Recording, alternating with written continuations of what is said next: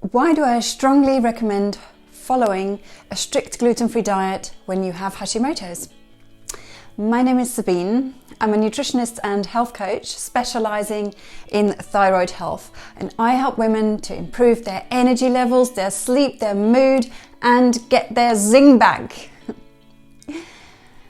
Studies show a strong link between autoimmune thyroid disorders and gluten intolerance. What is the connection there?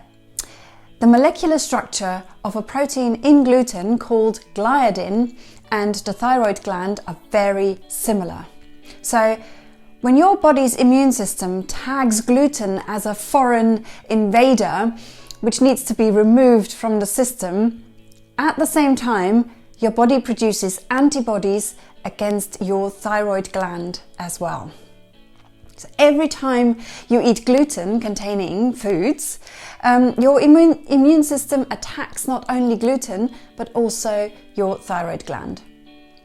And this immune response could last up to 6 months every time you eat gluten. So I strongly advise to strictly avoid gluten 100% of the time when you have Hashimoto's. There are intolerance tests available. However, sometimes the immune system can be quite worn out already and does not show a raised level of antibodies. And antibodies are only found in the blood when your gut has become quite permeable to let the gluten particles through, which is an advanced stage, and the milder cases might be missed. The best way to find out is to do an elimination diet. So where you remove gluten from your diet for 3 weeks and then reintroduce it whilst closely monitoring your symptoms. It's very common that the removal of gluten helps people with Hashimoto's to improve some of their symptoms like heart palpitations, brain fog, bloating and lack in energy. However, removing gluten does not cure the disease, but it certainly helps calm down the immune response and stops an attack on the thyroid gland. In case you have been diagnosed with Hashimoto's, I strongly advise to give up any gluten-containing foods for good.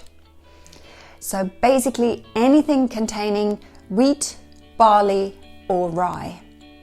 And if you've been following me for a while, you know that in general, I'm a big fan of the 80% 20% concept, but in this case, gluten needs to be avoided 100% of the time.